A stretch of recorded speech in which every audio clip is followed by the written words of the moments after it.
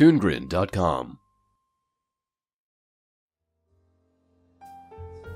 You know, the last few spotlights we've had, good Scooby-Doo movies, bad Scooby-Doo movies, some based off pirates, zombies, aliens, werewolves, and even a musical or two.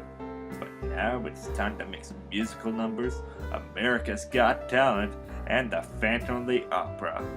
Will it crash and burn like the last musical Scooby-Doo did? Or will it rise to the top? Let's find out next on Scooby-Doo Corner Spotlights.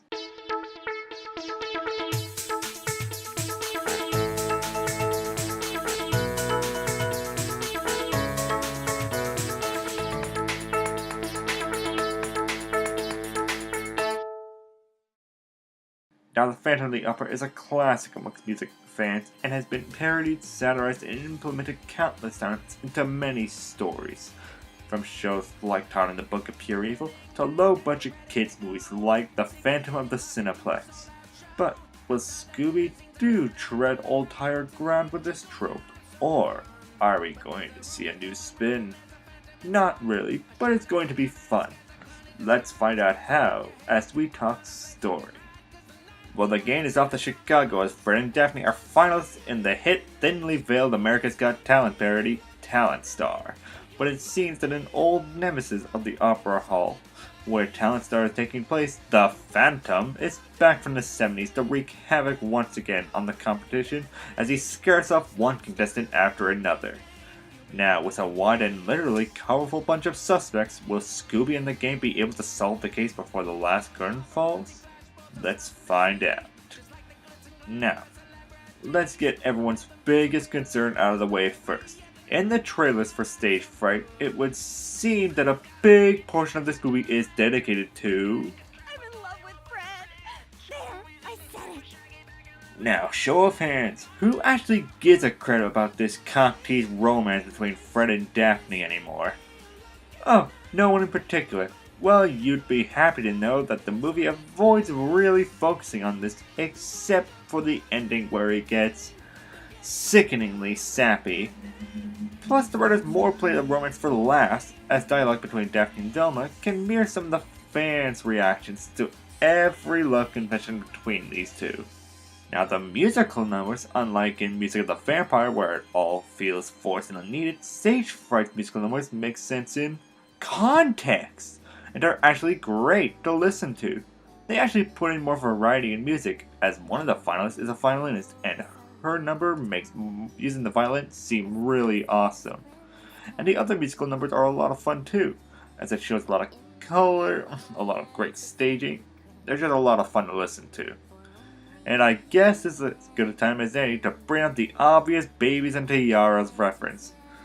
Firstly, all this family's line of dialogue is pure douchebaggy gold. I really hate that show, Babies and Tiaras, and these clowns perfectly satirize the reason why, and it's just non-stop funny with these people. You know, non-stop funny is really how I best describe this movie. More than anything, the writers really found a funny bone in this movie and smack you over the head with it. Arcane and the wide variety of new characters really make this a colorful movie, both in variety of comedic dialogue and in animation. Now, I won't try to spoil any jokes here, but they can get really dark. And that is so awesome. Next, the animation is as great as always, with a wide variety of strong colors, lighting, and a sweet new stylized intro. But there is one issue. The CG props, like the stage, doors, and cars. Even by these short clips I'm showing you, you can tell these just stick out like sore thumbs, making the composition of the scenes look like crap. It's not so bad it ruins the movie, but it is bad enough that you notice every time the bad CG is on screen, just distracting you from the good parts of this movie. Now, the mystery and the monster work better in theory, as the mystery becomes a mishmash of different motives, objectives, and suspects. It actually becomes a challenge trying to deduce what is going on, and it makes for a fun, engaging mystery for the viewer. And the monster, who I thought by the trailer was kind of generic looking, is still kind of generic, but allowed for a lot of fun set pieces, including one almost ripped from the Cruella de Vil car chase scene from 101 Dalmatians. My main issue with the mystery hopper is that the mystery's answer doesn't really tie everything up. The answer just leaves a bunch of loose ends just laying about, basically just giving a whole, like, this is how it happens.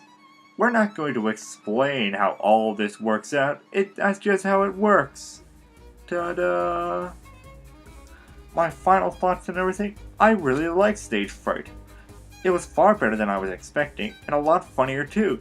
Ignoring a few issues with the conclusion of the mystery and animation, I can say this is one of the funnier Scooby-Doo movies I've seen. And it's thanks to the writers taking a lot more risks with their writing. So, if you ever see Stage Fright in stores or anywhere else, I say pick it up. You won't be disappointed, and it'll make for a fun watch. Scooby-Doo!